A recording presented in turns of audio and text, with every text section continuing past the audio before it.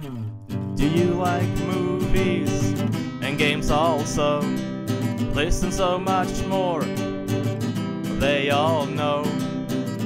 Vice, Lotus and friends, welcome to Corrective Consciousness.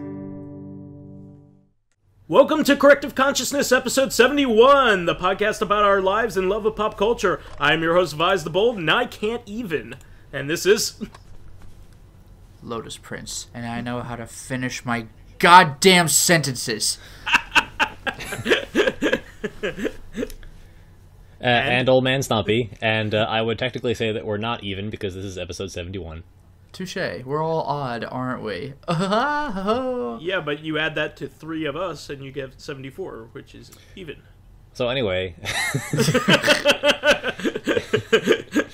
actually, there was a magic card that was released a couple of years ago. It was called Void Winnower, and the text just said your opponent can't cast spells with even converted mana costs and can't block with creatures that had even mana costs. And on the official rules page, there was a little errata that said, "Yes, when you cast this, your opponent can't even. Please stop telling us."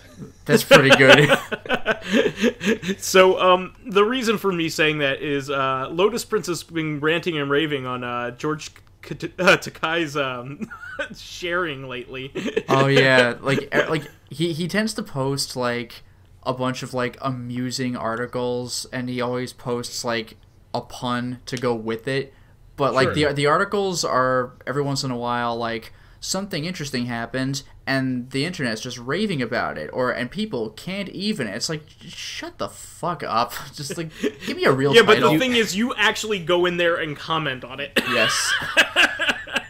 Which I'm like, why are you even wasting your time with the pit of humanity? Catharsis. Yeah, I will say that the only reason I see a lot of this clickbait garbage is because it shows up in my Facebook feed because you keep boosting it by replying. Yeah, I retroactively feel guilty about that. Why I know about it. And it's funny because you're the only person I know who never likes anything unless it's to win a contest, and even then usually you also comment after the just to explain that you were liking specifically for that reason and you wouldn't normally like. And I've done that, but I haven't done that in a while. He's got a reputation to protect. Yeah, of never liking anything. I think I actually did one person's post within the last month. That might have been my first legitimate ever. Did you like it? I don't know what that means. Just a cranky old Lotus Prince. Yes. Oh, oh, jeez. Okay, I got it. No, I do not likes. Wait, you don't like the enemies that eat your shield? That's what I'm saying. Yeah, I do not likes. All right. Well, let's nip that in the bud. So anyway, go ahead, OldManStompy. Let's get this road on the show. Yeah, I'm sure George Takei cares quite a lot, or at least the team of interns that runs his social media account care a lot about what Lotus Prince thinks of them. Obviously. Otherwise, they wouldn't keep trolling me with these bullshit clickbait articles. Tell us more about you're it. just adding fuel to the fire. They're trolling you now. Yeah, exactly. So you should watch the latest Twitter feud between Lotus Prince and George Takei. It is lit AF, capital A, capital F. Joke's on you. I don't think I've ever interacted with him on Twitter. Aww. He's more of a Facebook guy anyway. Yeah. Yeah, that believe me, I am well aware. You can and follow us or something. I don't have the script in front of me. Yeah. Nice. So anyway, so it shouldn't be surprising that what I've done since most of the last few weeks since I've last been on the podcast is play Final Fantasy XIV and watch professional wrestling. But I actually did beat a few video games, which is pretty unusual. Nice. I finished Layton VII. Okay. I guess. Originally, I was a little bit disappointed by the game. Not that it's bad or anything. It's actually fairly consistent with the traditional Layton Milu, but it didn't seem to have an overarching plot line that tied all the chapters together. I remember all of the Layton games that introduced you to this mystery, and the resolution is never actually satisfactory. It's usually even more convoluted than whatever magical thing just being real. You were saying that you would much prefer a logical explanation to everything rather than God magic to it away or whatever. Yeah, I wouldn't have expected that from I haven't played the Layton games, but I wouldn't have expected that it's just magic. He's a man of logic. You would think Yeah. that his powers would apply. Right? Precisely, and the answer is usually logical. It's just incredibly implausible. Oh, Yeah. okay. So this game was much more down to earth, and it did wind up sort of tying all the little mini stories together at the very end. So I felt like I had a kind of a satisfactory resolution. It mostly felt like it was a game designed to introduce you to the new characters in the game, and it felt like it was built for a mobile audience since it was initially released for iOS. I don't think the game was released episodically, like the Layton Brothers game was, but it was it is like very chapter based. Everything is extremely self-contained except for the last couple of chapters. Gotcha. So you can play it in kind of bite-sized pieces, and of course it's a puzzle game, so you pick up puzzles and you go, you solve a few when you have some time. It's a handheld game, so it's pretty easy to play on the go. I thought it was pretty good.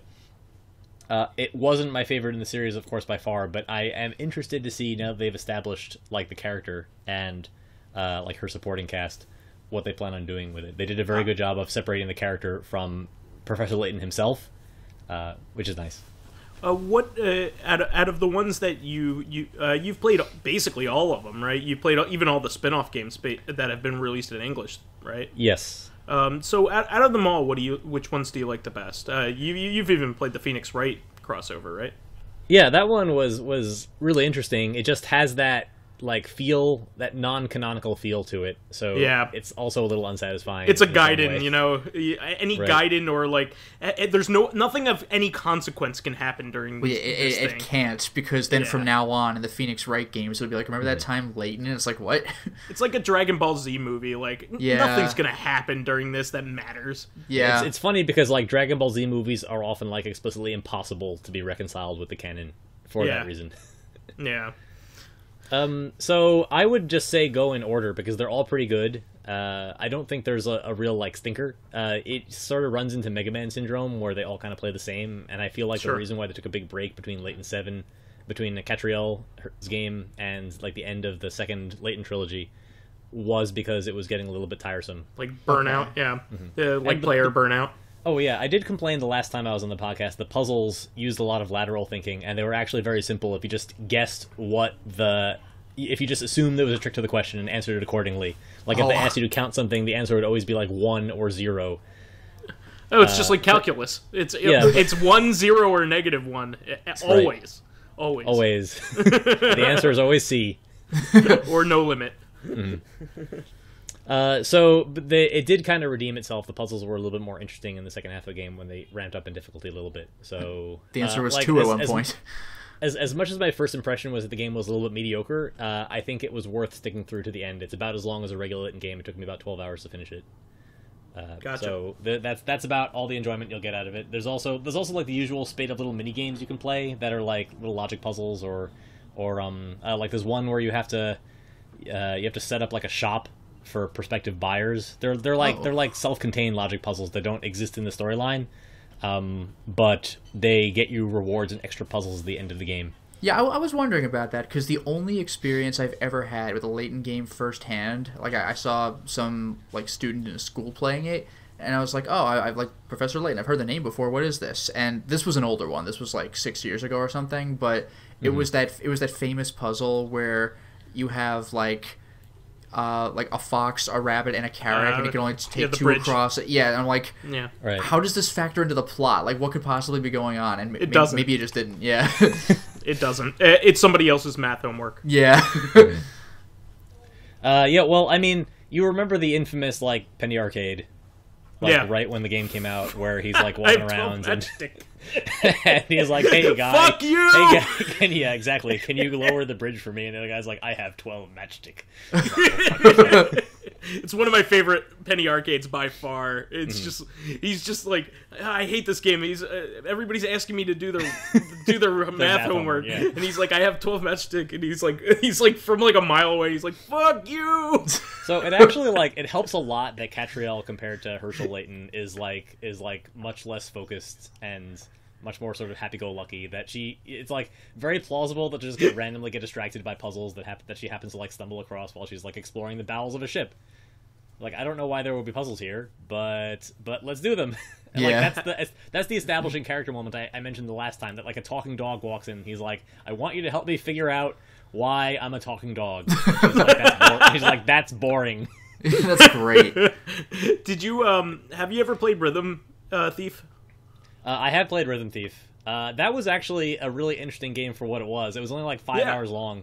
I liked it. And I kind of wish they'd done more with it because it had a pretty serious, it had a pretty epic scope to it for such a simple concept, if I remember. Yeah.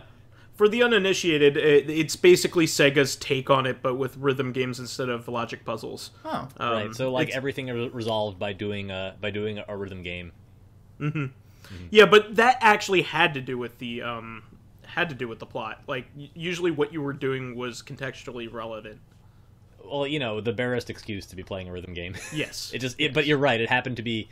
So occasionally they do this in Layton 2. They do little set piece puzzles that really they break up the flow of the narrative a little bit. Like Professor Layton will have to escape from a bunch of soldiers that have a specific movement pattern, and you'll have to guide him through the maze. Or there's one where you have to assemble a slot machine into like a machine gun which fires coins, and it's a block puzzle, like a tangram. Oh. And in this one there's a rolling rock puzzle, like Catriel's randomly getting chased by like a giant ball down like this like crooked lane somewhere in London, and that takes the shape of a puzzle, helping her out of that. So the Layton game does have a few contextually relevant puzzles, and they usually they serve as like chapter segues. This game only had one. Also, usually the last puzzle in the main game puzzles is usually to solve the mystery. So you have to put together everything you've learned to solve some riddle that has to do with. That just makes sense. Why wouldn't you do that when you're making a game? Wouldn't that be just amazing if the final thing at a Layton game was just like a much more realistic situation? There's no puzzle. It's just chase down the bad guy. It's well, okay. Guess we're doing that. It turns out they didn't have now we're cat fair. playing Trauma Center.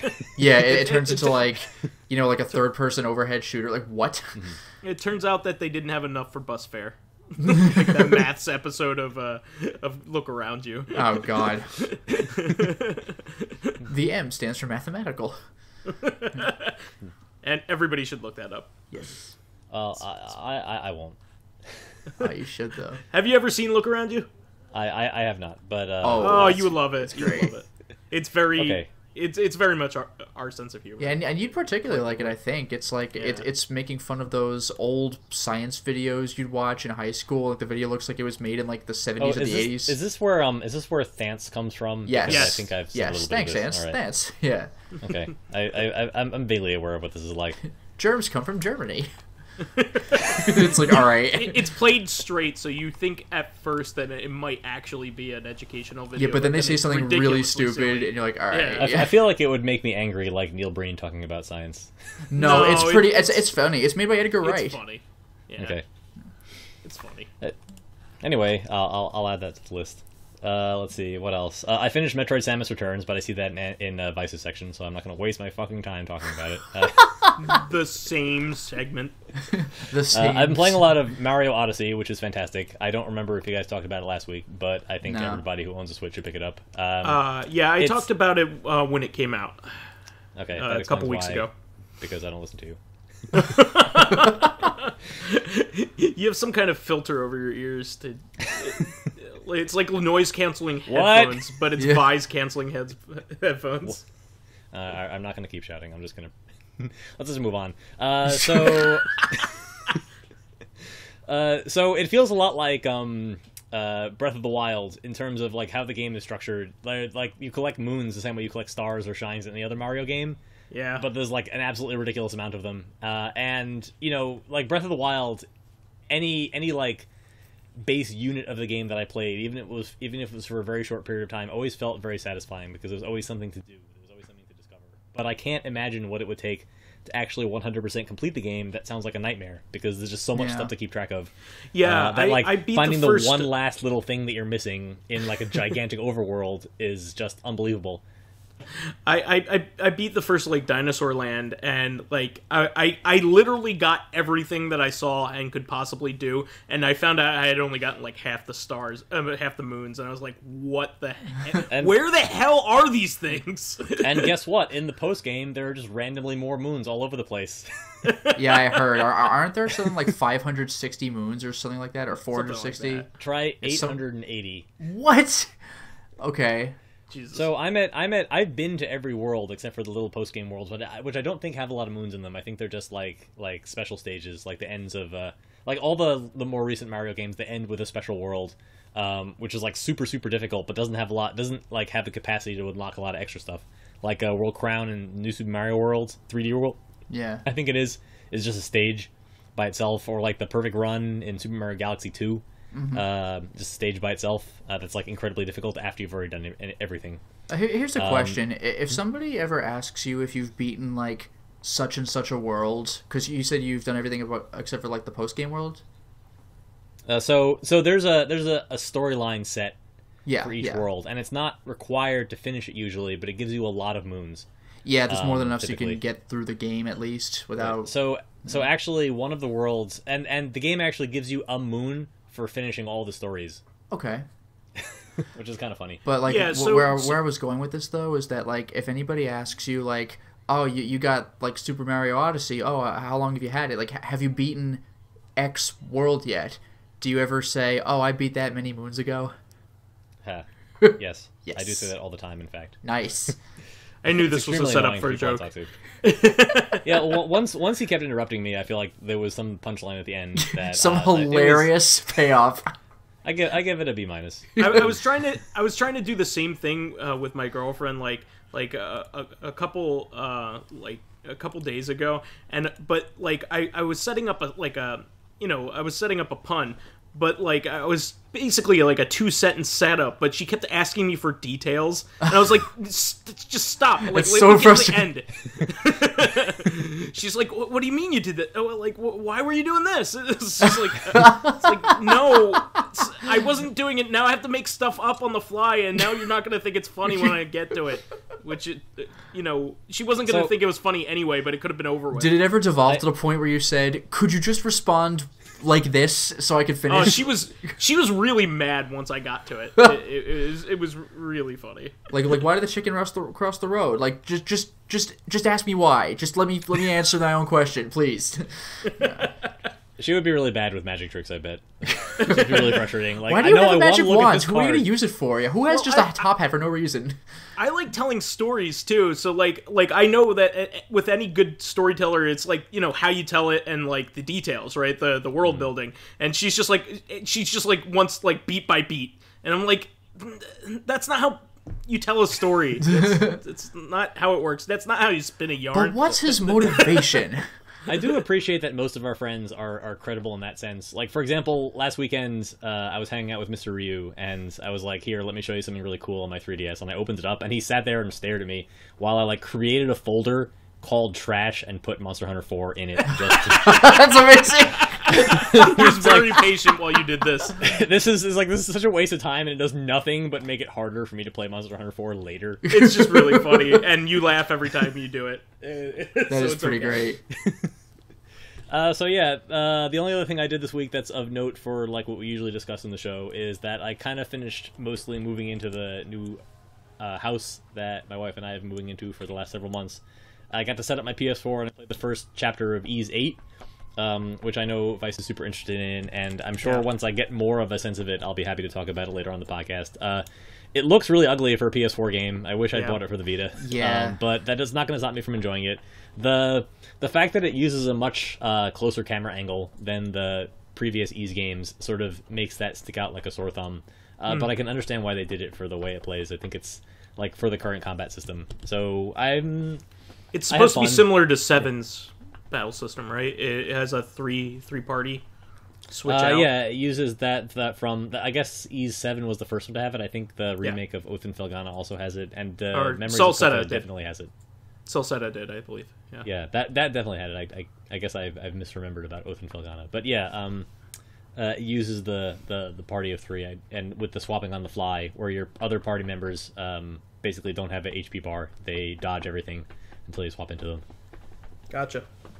Very nice. So that was my week. Lotus, how are you? Well, I'm fine, thanks. How are you? Is that it? That's about it. No, actually, one thing I want to mention real quick. Last week when we were talking about Vice playing Return to Castle Wolfenstein, and I had mentioned that your boss in that game who sends you on missions was this prominent voice actor that I grew up with and loved, and I couldn't remember the name, and we were like, Jim Cummings? And that guy is amazing, but it wasn't him. It was Tony J. There you go. Oh, nice. That guy's What else has he done? He's great. I know him mainly for 3 things. The Kingpin in the Spider-Man 90s cartoon. Oh, wow, yeah. Yeah, and he played 2 roles in King's Quest VI. I know that because, like, that's a really early memory for me, King's Quest VI, and I played the hell out of that. And he was a guy you meet really early in the game, and then a completely different character that you meet once, like, way later. And his voice is great. It's freaking awesome. So, yeah. Also, as for Fatal Frame Maiden of Black Water, I mentioned last week that the Let's Play is completely up on YouTube. Well, now it is completely up and for public consumption. So if you wanted to wait before seeing my HD take on Fatal Frame, or my take on HD Fatal Frame, now's your chance to get into that.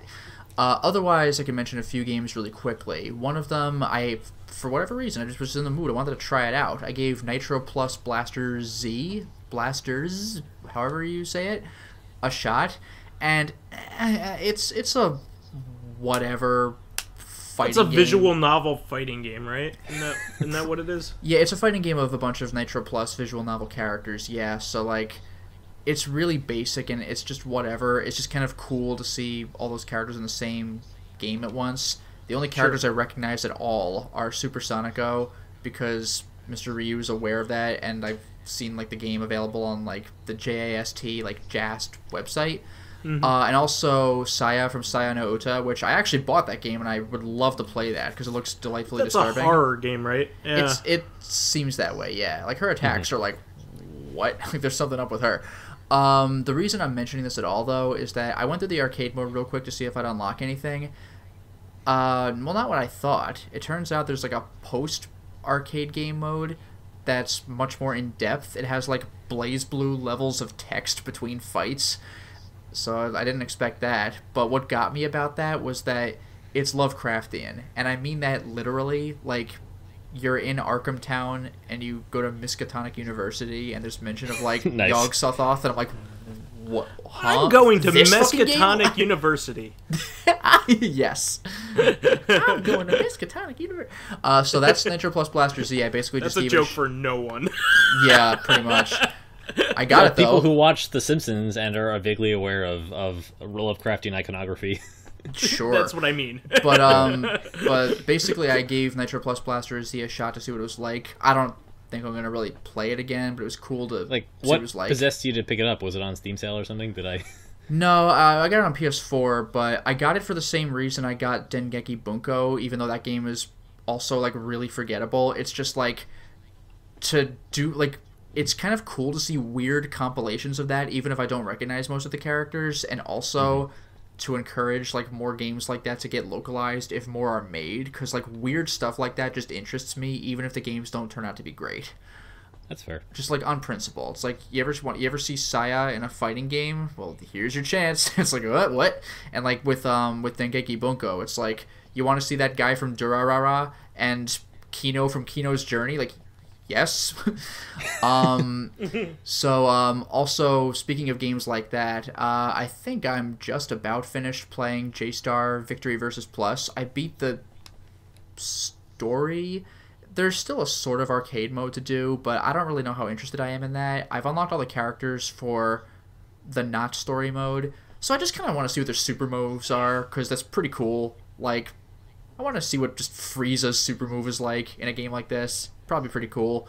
And it's also interesting to see characters who I don't really recognize, and it's just like, what's their deal? Like, there's some little girl from some, like, old-looking manga who apparently can, like, crack the planet in two when she punches the ground, and it's like, what? Like, I've never heard of this.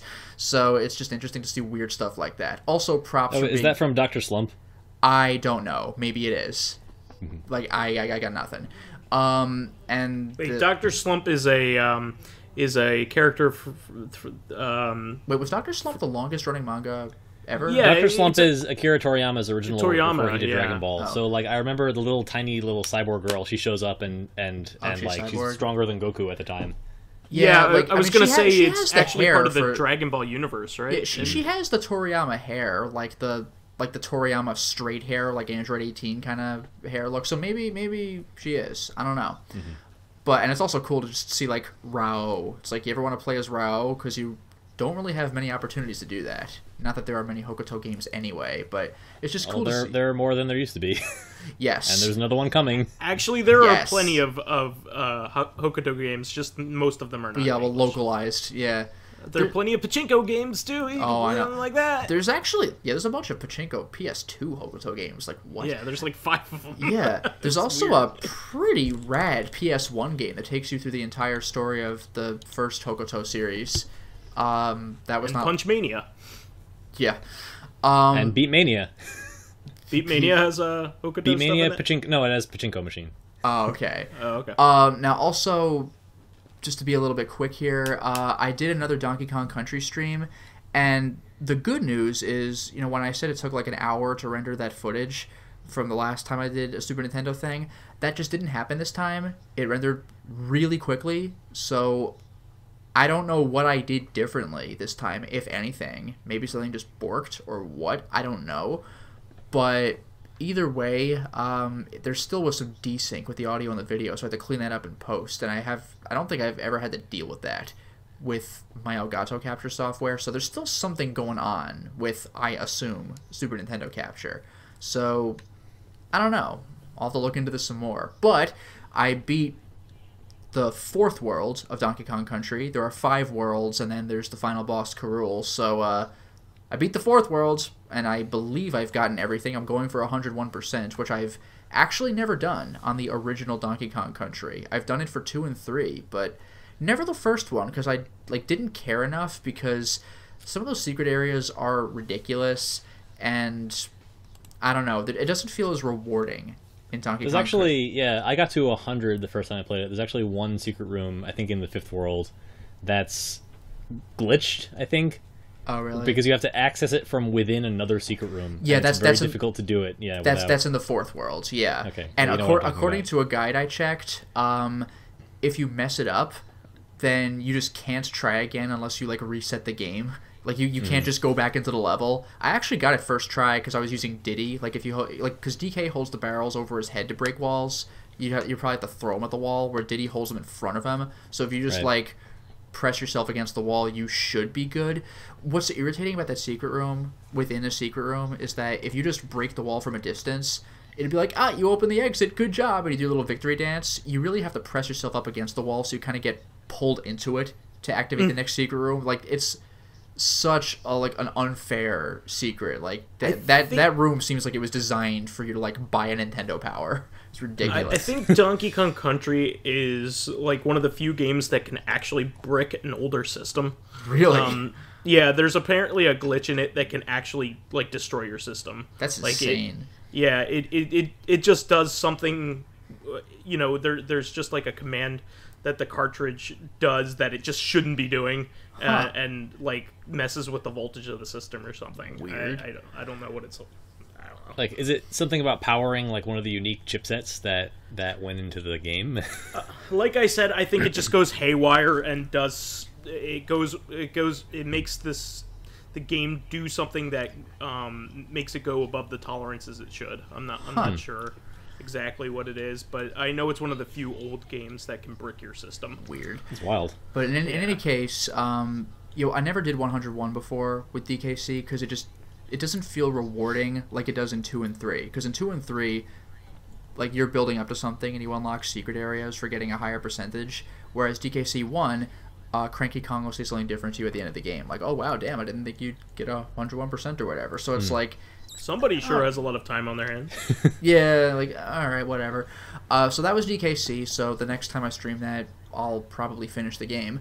Otherwise, Vice might talk about this as well, but Vice and I hung out on Saturday, and we actually got a bunch of cool stuff done. So the first thing we did was... And had enough time for dinner. Yeah. The first thing we did was we had mentioned this game... I forgot OldManStompy if you heard about this, but the game made by Laz Rule of Tales of Games, Phucker in the Woods. Yeah, Mr. Ryu's told me about this. Oh, I haven't nice. played it You're yet, spreading but- the word. That game Yeah. is ridiculous. It's the best visual novel I've ever played. It's pretty up there, yeah, right up there with Danganronpa. So Phucker in the Woods is like it's a short game, but it's funny and goofy as hell. So it was. We recorded 3 installments of it, and that was enough to beat the game. It's supposed to be short, but man, it's dumb as shit. It's dumb as shit. Yeah, it is a complete good waste taste, of time. X. It is a complete waste of time in every sense of the word, but yes, it's not. But it's a hilarious one. Yeah. Game just messes with you. Also, Vice showed me like a fan-made for PC, like version of Bubsy 3D. That's like an epilogue to like all the Bubsy stuff that gets pretentious. So, OldManStompy, I'm gonna set this up for you. It's called Bubsy 3D meets the James Tyrrell retrospective. Have you heard of this? I have not heard of this. Please continue. So, art. Before, I believe this is the same team that made that really weird Sonic fan game. That's like where you like. You basically creep on Sonic with like in a 3D world with. I was going to ask if this was like Sonic, that 3D game. Yeah, I'm pretty sure it's those same guys. The one with the really weirdly like, it's like a racing game. Sonic is like this like really poorly drawn version of himself and just like floats around. Yeah, I don't know. It's definitely the 3D one. The 3D fan game. The badly made 3D Sonic game. Yes. So this is a game that was conceived long before the recent Bubsy game was even a glimmer in somebody's eye. It's like made like 2 or 3 years ago. And it was published 2 or 3 years ago, and it's actually published on Bubsy3D.com, which is the funniest thing. The greatest. It looks like official, and then you play it, and you're like, what is this? And the game actually feels like the actual Bubsy 3D, which is really funny. Yeah, it's got the stupid colored checkered landscape where you move really awkwardly, like with PS1 controls. You turn more smoothly than that, but the controls are kind of bad, like on purpose. Like every 3D PS1 game until the release of the DualShock. Pretty much. Basically, yeah. Like all those like games like Jersey Devil and Medieval and all those. Even fucking Tomb Raider is just like impossible to play. Yeah, that's why you should play Tomb Raider Anniversary if you're going to play that. But anyway, so you go around and you collect these orbs, and it says like 0 out of 20 when you first start. And then you start to realize there are way many more than 20. And they don't seem to do anything ever. So and they don't do anything. Why are you collecting any of them? Yeah. Nope. It's a complete waste of time. And you come across these photorealistic frogs that talk to you and tell you like to go into the James Tyrrell like art museum, and you go into this art museum, and it's all about perspective and weird. Yeah, like it's so don't go, it's something that you really kind of need to see, because if you hear it described, it's pretty funny. But when you like some of the visuals, just kind of like make the game. It has very weird forced perspectives. All of the models are off in size. Like they're very oddly proportioned. It makes no sense. And there's like pretentiousness like out, just like through the roof. Like it's crazy. And then it gets so pretentious it's absurd. It's kind of amazing. Nice. Does anything happen if you get the 20 of the things? Oh yeah, no, absolutely nothing. No, Vice got like 25, 30 of them. Like, who cares? In fact, the menu starts bugging out, and like the actual like items in the menu start bouncing around. It's really also there are shit. 3 kinds of items you can get, and Vice described the ones that are out of 20. There's also one that you can get that's out of 1,000, and there's only like 7 of them in the game or whatever. It's like, all right, like numbers don't matter. So it has the best ending of the ending's amazing, but let's not talk about that because it's the best. Yeah. I will play that at MegFest for all of us. Please. So after Bubsy 3D, just real quick, I showed him a speedrun I loved from SGDQ 2016, just for the Ninja Gaiden for the Master System, just because that runner was hilarious. He's the driest guy in the freaking world, and he just keeps just talking smack about like just the game he's playing and everything. It's like some people were pretty turned off by him, but I thought it was hilarious. And like after a while, the comment section really turned around in his favor. It was fantastic. It's basically the Mitch Hedberg of Let's Players. No one appreciated him live, but in retrospect, it's like, oh, actually, that was really great. This guy's a genius, yeah. The last thing I want to mention Ninja is... Gaiden for the Master System, by the way, is like one of my favorite games. I love that game. Yeah, so one of the last things I wanted to mention was I said to Vice, like, on Saturday, I've wanted to play Eat Lead, The Return of Mad Hazard for the PS3. It's like a relatively early PS3 game for a while, and I never quite got enough in the mood to play it.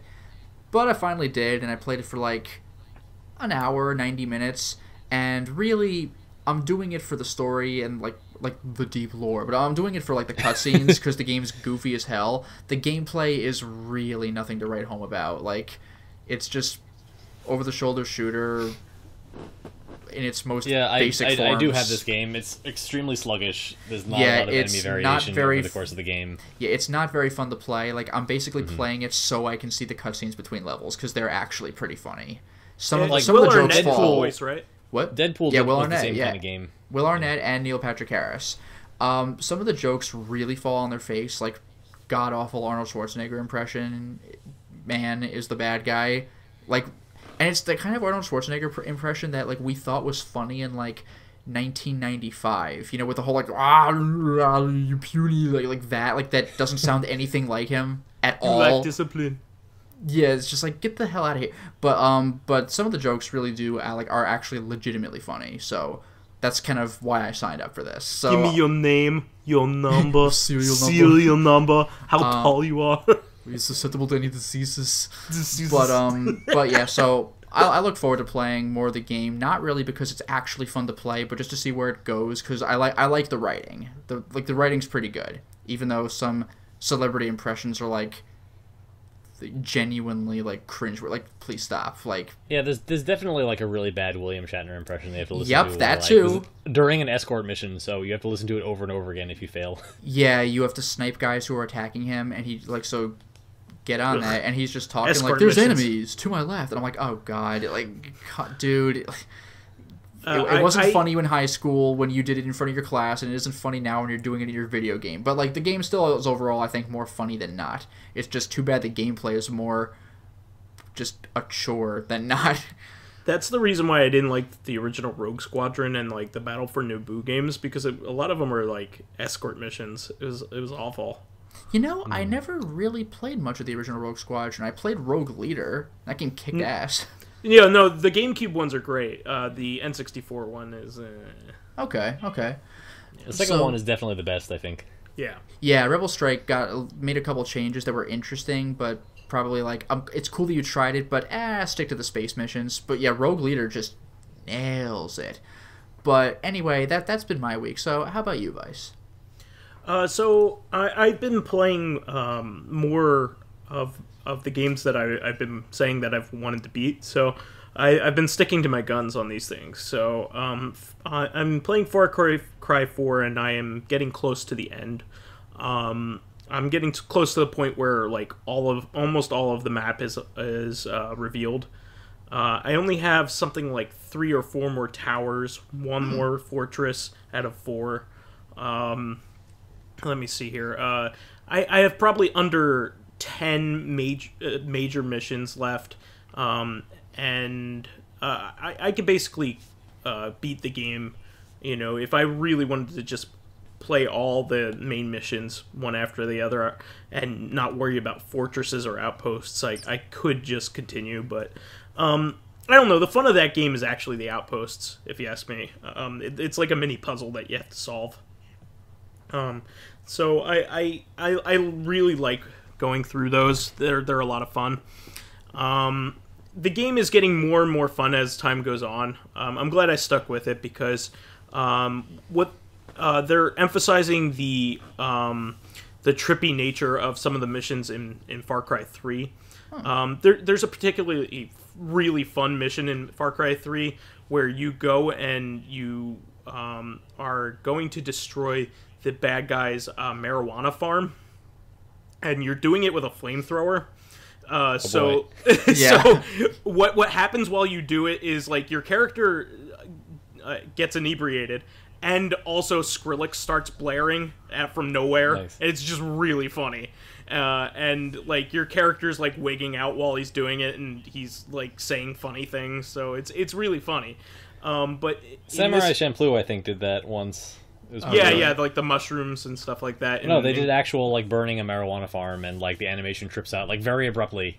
Oh, nice. Yeah, it's not quite the same thing, but Lollipop Chainsaw kind of had that hallucinatory level where every once in a while it just the scene changes and you're driving you're driving a giant thresher and you spin me around like a record is playing. And It's like what? Well, that describes a lot of Suda51 games. Yeah. Yeah, but this is fun because like there are a couple characters that are developing various drugs and they're using you as their guinea pig. So there's like a lot of really cool light and shadow and like instances in the game with the trippiness. It's not just realistic environments, but it's really good if you have like a really great video card and you're playing it on PC. There's like a lot of really dynamic range kind of stuff going on. It's really a lot of fun, and it's getting more and more fun as time goes on. So I'm more and more enjoying it. I'm getting close to having all the upgrades for the equipment too. There's only one more unique hunt that I need to go on. So I'm looking forward to that. The unique hunts are pretty cool because you have to kill the animal with a specific type of weapon. And with that, they give you a limitation. Like fighting a jaguar with a bow and arrow really sucks because jaguars are quick. So like you have to shoot it multiple times. So it's pretty neat that they make you do that kind of thing. Yeah, it's kind of interesting. Like in other games that have the same mechanic, like Metal Gear Solid 3 and like the newer Tomb Raider games, that doesn't seem to come up all that often.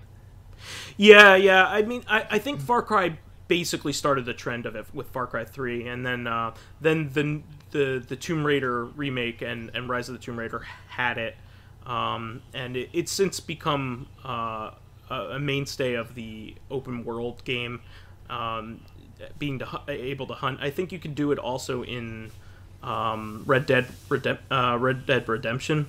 I'm pretty sure you could do that too. I think so, yeah. Yeah, but I'm not sure whether it's equipment related or not. I'm not sure. But anyway, don't know. Yeah. I'm playing more of Metroid Samus Returns. I'm getting towards the end of this game. I have everything but one of the upgrades. I feel like the game is very poorly paced. I don't know about you, OldManStompy. You just beat it, so. I guess I will say I like the game a lot, but I agree with you that the pacing is a bit of an issue. It feels like the game is very fast at the start, because it gives you time to get used to the combat reaction mechanic, where you have to counterattack everything. And then somewhere around... so in each region, in each area, it's structured a lot like the original game, sort of. But that means that since it wants to use the modern Metroid upgrade system, they give you, in that region, all the upgrades that you're going to get first, and then you go out and you hunt the Metroids. So the game kind of grinds to a halt around Zone 3 or 4, where the enemies stop just like charging into you and letting you counterattack them to death immediately, so you actually have to like learn how to combat, but you're not very powerful. And then all of a sudden in Zone 5, the game just like really rapidly gives you like the gravity suit, the screw attack, the space jump, and you're just a death buzzsaw all of a sudden, and you just kill everything. Yeah, that's actually exactly what I'm talking about. So Area 5, they just dump all of the upgrades they haven't had a chance to give you, just so they could fit them in before the end of the game. Like, they dump it all right there, run it right then and there, and you get them, like, in rapid succession. Right. And that never happens in Metroid. Like, every time you get an upgrade like that is supposed to be a huge relief. Like, you're bogged down by your environment, and then finally you find the thing that lets you traverse what's been bogging you down. And the fact that you get one item at a time makes that one item all the more important, because you get the chance to really test it out. Like, you got the Varia suit. Oh, good. Now you can go... I forgot what that was for the lava or for underwater or whatever. You got the screw attack. Now you can cross those insane gaps that even the grapple gun wouldn't help you with. Like, you really feel it for a little while before you get the next power-up. Having said that, I do like the weapon switching in the game. I think contextually using a lot of the different weapons is a lot of fun. I've also been fighting I think it's the third iteration of the Metroids. I forget what they're called. But they climb on the ceiling, and they have a grapple point, and you can rip it down, which is a lot of fun. That's pretty cool. Right. I was wondering why it was like blinking red because it wasn't a weak point. And so like it apparently was a grapple point, and you can rip it down. That's a lot of fun. That was really inventive, and using the grapple beam for more stuff than just puzzle solving and that sounds like swinging is a lot of fun. That sounds like Prime 3. We just rip the shields out of enemies' hands and stuff. Yeah, I mean, the game has some inventive stuff. I really like the weapon or the rapid fire mode that you can go into, which is a lot of fun. But it just has some pacing issues. It's not a bad game. I'm probably ragging on it quite a bit, but I still like it. I agree with you in the sense that like the game was poorly paced in that like region of like zone 3 to 5, but at the same time it was so fun to like pick up all of Samus's stuff and be Samus Aran fully powered that I didn't care that much at the time. And the Omega Metroids, when you finally face them, are still quite the challenge, even with a full loadout. And you really like especially knowing that there are 2 modes harder than the base mode, like you really need all the upgrades to beat the game. It matters that you're that powerful. It really feels like, so it's a bit different from the usual Metroid where you're just overpowering everything. This environment actually feels actively hostile toward you, which is very different from a lot of previous Metroid games. Yeah, you can die very easily in this game, I might add. I'm glad you reminded me of that. You can die very easily in this game. Like, messing up while fighting a boss is very dire. You pretty much almost always lose. Before you get the gravity suit, you lose like a whole tank when you get hit by most attacks, which is that only gives you so many hits that you can take. Even towards the end of the game. Yeah, so the game assumes that you're going to have the gravity suit, so it calibrates the damage accordingly. Yeah. Well, you're not gonna have the gravity suit until the very end of 5. Well, there's a lot more to the game after this. I mean, oh really?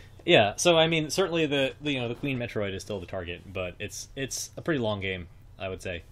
Even knowing that you can use the X-ray to immediately see where all the weapon upgrades are, I liked that. I suppose I agreed with you originally that it makes it a little bit too easy to find all the weapons, but they structured it in such a way that finding the weapon upgrades isn't like a scavenger hunt. It's more like a bunch of little puzzles that you have to solve, like the Korok seeds. So like it turned out better than I thought it would. It's just really annoying to use the X-ray everywhere and have it beeping at you, because even like regular like breakable blocks that you can shoot your laser beam through will still blink and make a little noise. So that could have been better, I think.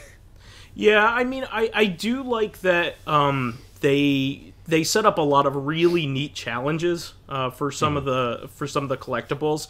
It reminded me a lot of Knit, the newest Knit game, Underworld, I believe it's called.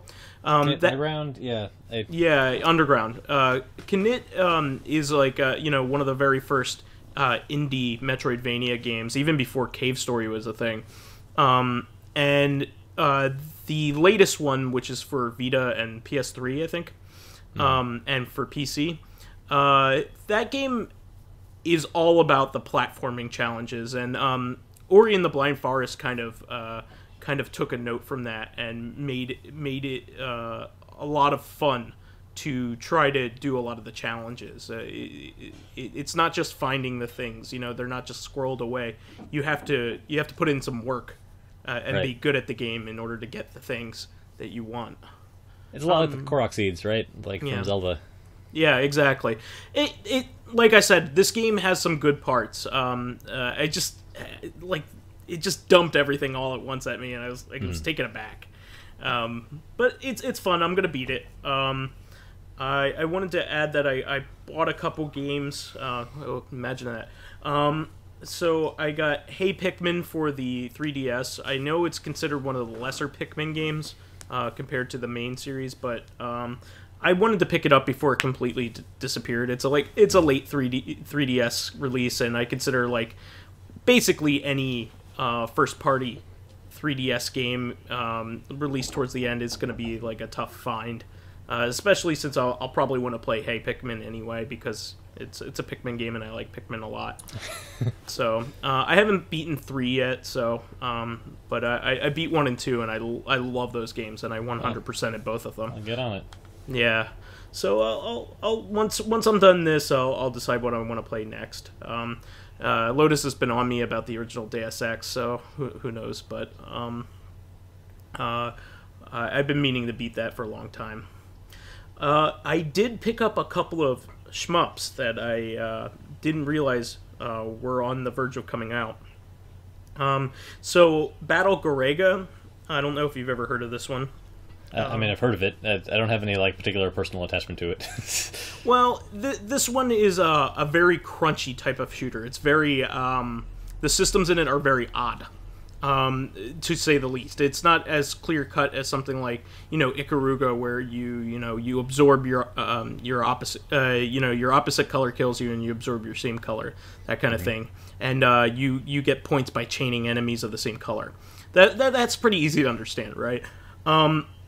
Battle Garrega has what's called a ranking system. So the game gets progressively harder the more powered up you get, and the longer you live. Nice. So a skilled player, somebody who's very good at the game, will recognize that they shouldn't be picking up any gun power-ups. It's quite the opposite of any other shmup out there. You actually want to actively avoid the power-ups, because that means you will die during the boss battles. The game is much easier when you're powered down. So a skilled player will actually kill themselves at certain moments in order to rank down.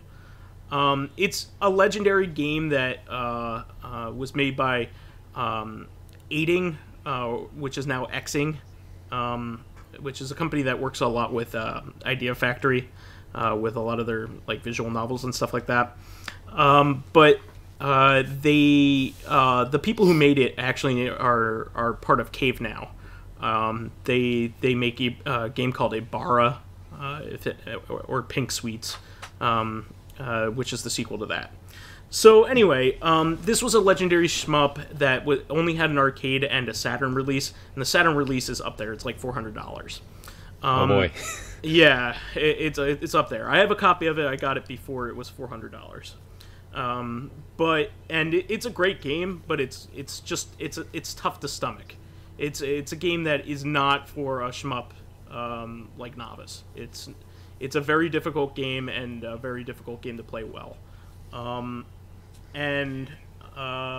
They made a remake of it on PS4 that basically encapsulates all the versions of the game. Like the Saturn version had some upgrades to it and a couple of updates, so it has different enemy patterns and stuff like that. And then they made their own one after that. So there's different versions of the game in there. It's very comprehensive. It's made by M2, who are basically the masters of console emulation. They're really fantastic. They made the Sega games on the 3DS that are so good and comprehensive. So that was a lot of fun. I played that. That was finally released in the United States. A lot of people didn't realize it would ever get a US release, so it was really neat. Hopefully the rest in the series that they're putting out, it's like the M2 Shmup Masters series or something like it, Shooting Masters series. They're putting out other games, so hopefully that they'll come to the US too. And the newest Thouhou game actually got a Steam release. For a while there, the only games that we were getting stateside from the Thouhou series were spin-off games and fan games. They're sanctioned fan games. It's really I saw this. This showed up on my Steam information while I was playing Final Fantasy XIV. It said Vice was playing something I couldn't recognize in Japanese. I was like, oh, this must be Thouhou. Yes. It has an incomprehensible subtitle and a big number after it. Hidden Star in 4 Seasons. It's Thouhou number 16, and it is the 16th Thouhou game, official Thouhou game without any of the side games included. So this is a long-running doujin series, basically a shmup series made by one guy who's made games in the series since the PC 98 days. So basically since the early 90s, I believe. He's been making these games by himself. And they're very popular for their characters, and they have a huge fan community behind them. And it's really neat that he basically made an entire industry out of his own thing, and there are all kinds of sanctioned fan games. Like, he allows people to make fan games and release them and get paid for them. Some of them are like substantially better than Thouhou too. Some of them are really good. Yeah. No, there's a couple out there. There's quite a few out there for PS4 that you could buy in English now. Yeah, I've seen some at GameStop. Yeah, you could buy them. One of them is actually kind of a sequel to Senko no Rande.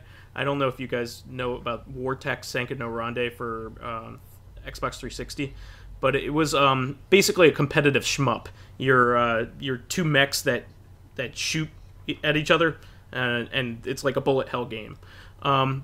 They made a Thouhou version of that and released it in the United States. There's like basically like a bunch of roguelikes, starring the Thouhou characters and all kinds of stuff. But anyway, this was the first mainline series to have to easily be bought by English speakers. Now, keep in mind, though, that the game is still in Japanese. It actually wasn't translated. Really? Yeah. This is one of the very few instances where it's a Japanese release that didn't have any English subtitles. It's also kind of true that while Thouhou has extremely deep lore, and I say that completely non-ironically because I know people say that very ironically these days, like, it's not why people play the game. Yeah. Yeah. So these games are really a lot of fun. But I don't know much about them. I know that they're good, because otherwise people wouldn't be all over them. So the gimmick in this game is that you could pick one of 4 season themes for your weapons. You could pick spring, fall, winter, summer, and it does different things. So that's the hidden star in 4 seasons. So it's not a totally incomprehensible title. It actually has some like plot relevance. Yes, it's just not worded like any American would ever say. Right. That's for sure. But here's the good thing: it's already been fan translated, so you can get a fan translation for it if you want to see all the dialogue. More than that, there's a fan-made launcher out there that will scan your system for any Thouhou game and patch it for you. Wow. It's really, really neat. I have 3 now. I have 2 of the earlier ones, 11 and 8, and this is 16. They're considered like the best games in the series, basically.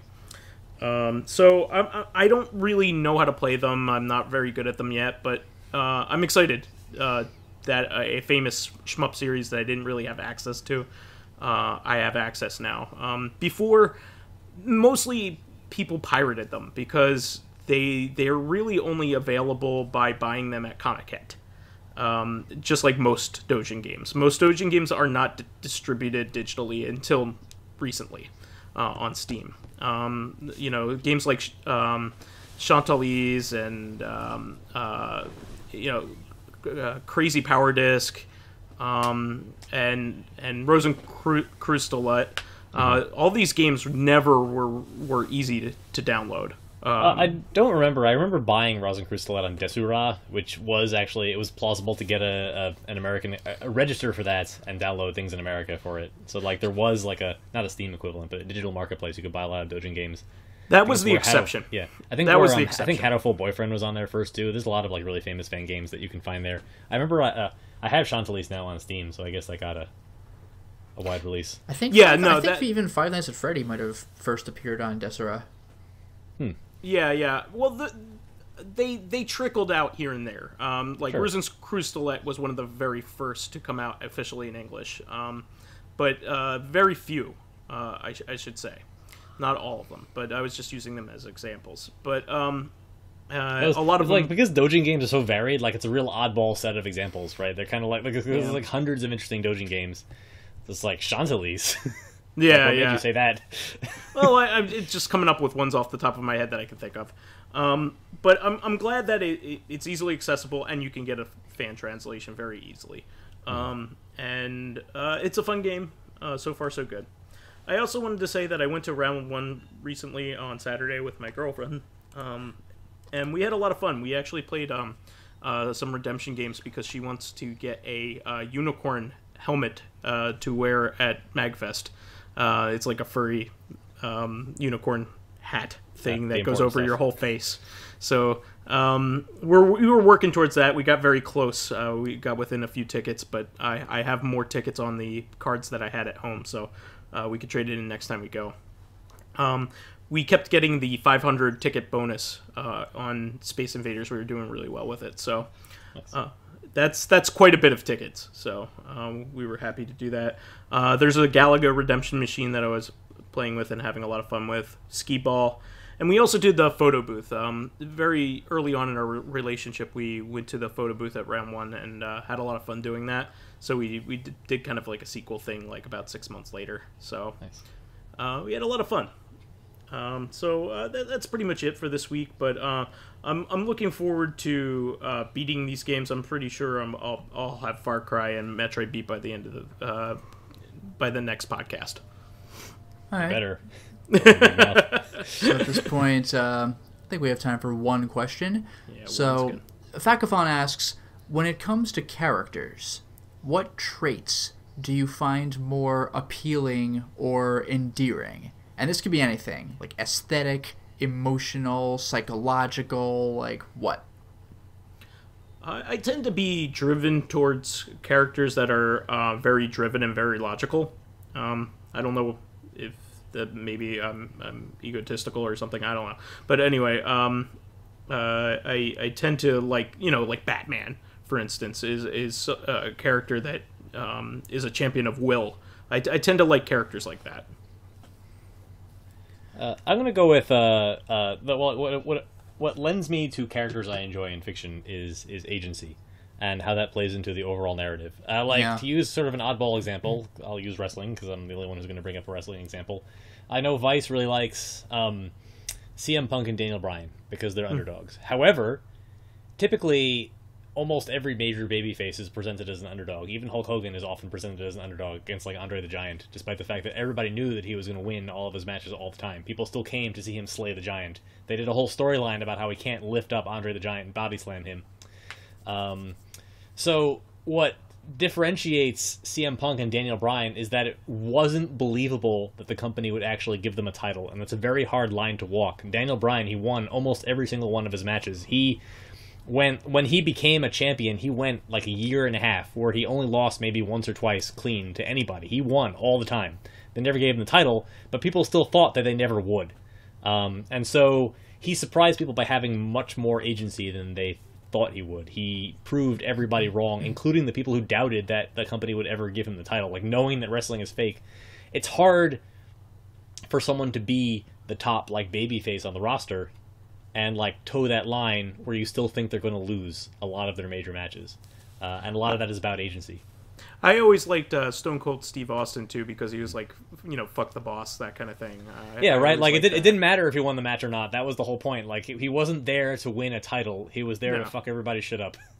And I still like Stone Cold Steve Austin, by the way. I think he has one of the most genuine like personalities around, and he tends to be still a champion of underdogs. Like he hates bullies. Like it's very clear in his actual life that he hates bullies. In every sense of the word. It's fantastic. He's just a guy I did not expect to resonate with, and once I've listened to him more and more, I love the guy. I think he's awesome. Like they had him drinking like girly drinks, like quote unquote girly drinks. I don't know whether you saw this. It was pretty viral going around, and he's just like, man, I love Cosmos, I'll drink these all day long. And it's just like, yes, like big tough guy that all he's seen is drinking like Bud Light and Coors Light, like he's a man's man, that kind of thing, and he's drinking a Cosmo. He's like, damn, that's good, I'll drink this any day. Like I love that about him. He's like, he was completely willing to do this and give it a shot, and being open-minded to it. Yeah, so he did a podcast for One WrestleMania where he interviewed Vince McMahon. It's one of the most honest interviews that Vince McMahon has ever been willing to give. So I recommend looking that up if you happen to have access to the network or some way of watching it. I would definitely love to see it, because the times that I've heard him speak recently, and he backs up a lot of people online that like are getting picked on and things like that. I just think he's fantastic. He's true gentleman kind of guy. I love it. I like him a lot. Well, for me, I've mentioned that I like the kind of plot progression in video games where you make something out of nothing. So I kind of like that in characters as well. This kind of ties to what Vice was saying about having drive, and I guess kind of what OldManStompy was saying about having agency, where like they can get out of a situation or make the best of their situation, and they do. Contrary-wise, what I don't look for in a character, and this is kind of a low-hanging fruit, but just someone who feels like who doesn't feel like a person at all. It's just like just like a barrel of cliches, you know, where it's like, all right, let's just get through this, you know, like you're not even a character, you're like a two or three stereotypes. Yeah, it's like, thanks, all right, yeah. well, I like actually really I'm like the smart one, I'm the I'm the rude one, like, all right. I'm the Red Ranger. I actually like the villain version of what Lotus is referring to. I know on TV tropes they call it, the trope is called From Nobody to Nightmare. Which is where a villain starts out with basically nothing. They're completely unremarkable. They might even just be like a random thug, like a minion, and they see become how far they go. like a universe class supervillain. Yeah. So like one example would be like Garou from One Punch Man. Becomes like the top villain in the storyline, basically the most powerful person in the series, except for the titular One Punch Man. Yeah. Despite being an absolute nobody at the start, and he just like keeps he challenges himself the same way that Saitama does. He just keeps like pushing his limits to the end and breaking his. So it's watching his journey to become the ultimate villain is like an interesting story, because you don't expect it. You expect the villain to inevitably lose, and when the heroes just keep faltering for reasons that they didn't expect, it turns the story on its head often. Yeah, I have to. This reminded me of another thing that backs up what I said earlier, but also fits in with what you were saying. One of my favorite series, and I read the manga of this. I didn't really see the anime, but Berserk. Berserk, yeah, absolutely. Because Griffith really, hands down, both Griffith and Guts, but yeah, Guts both have a similar type of drive, but have different principles. Yeah, different ethics. Like, because Griffith went from some kid on the street to like. Well, so does the leader of the God Hand. So do Guts. I mean, like, Guts is one of the most powerful humans in that universe, and he did it through sheer sense of will. Like nothing but like anger, hatred, and want of vengeance. Yeah, it.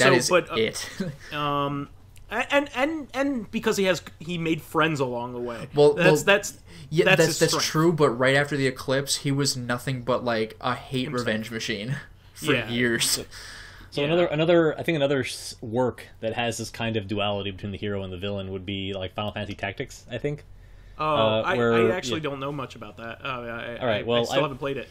I won't go too much into it in case you intend to play it at some point, because it is very good. But the hero and one of his best friends, the protagonist Ramza and his best friend Delita, they take sort of parallel paths through the storyline. And while Delita is not really a traditional villain, he doesn't drive like the main antagonist of the arc, they represent very different values, and they both succeed in what they're trying to do. But whereas Ramza is completely selfless, Delita is a villain in the vein of Code Geass, Lelouch from Code Geass. Okay. He wants to become the villain to unite the world. Okay, gotcha. It's basically like Kylo Ren then, in a way, huh?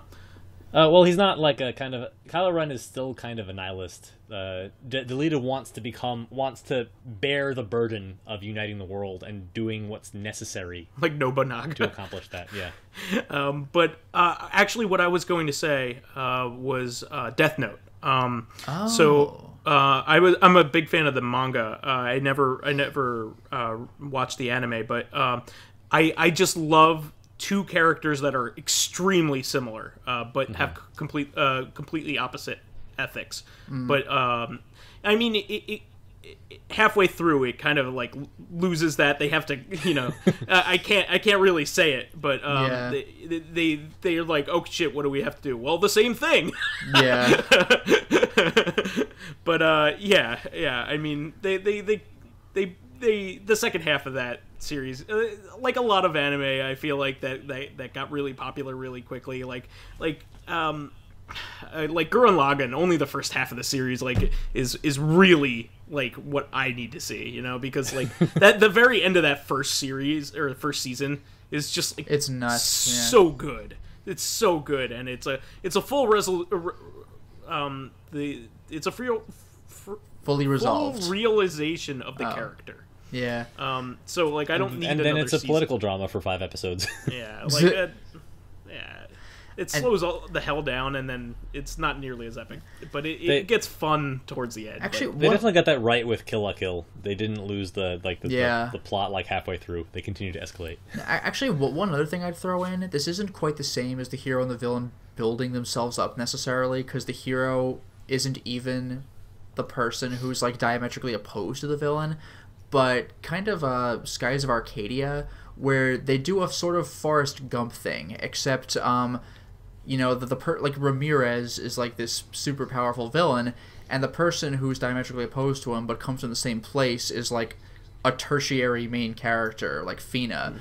But when I say they do the Forrest Gump thing, it's not like they've both been training, but for different reasons. It's really more like Fina just caught all of the good aspects of humanity, and Ramirez happened to be put in a place where just everybody around him was a garbage person, and he's just like, wow, everyone around me sucks.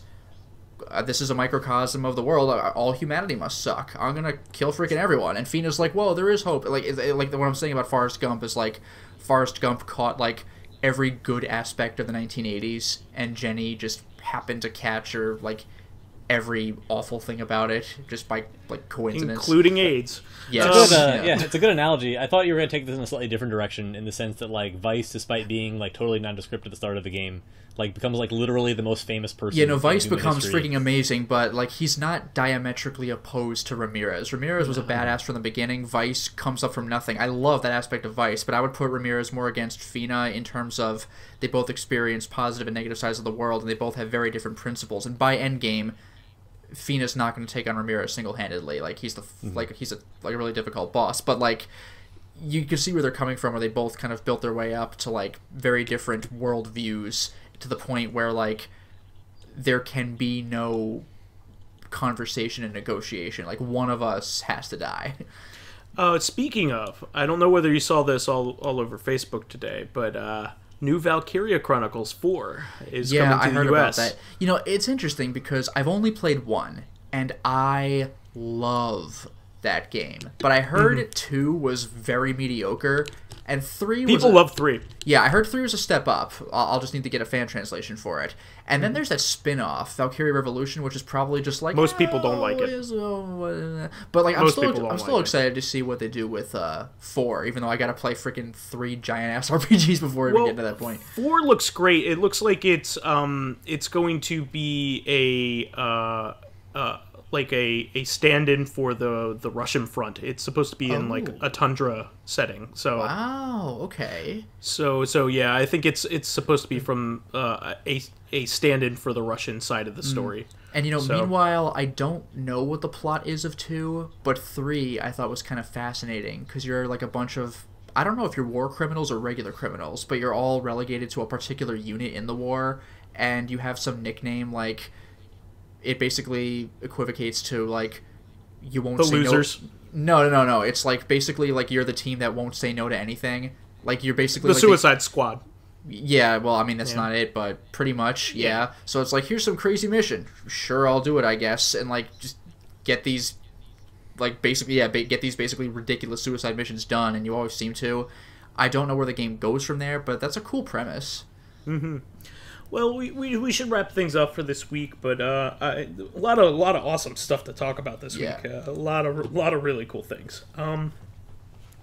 We want to thank our fan who contributed our question there. Please keep us supplied with awesome topics by submitting questions of your own on the YouTube and SoundCloud pages. By the way, I was corrected by General Ledger about last episode. I just remembered. Oh, yeah? He told me that Viacom and CBS had parted ways earlier, but they still have a close relationship. So, like, a lot of times WB, Viacom, and CBS all cross over. Okay.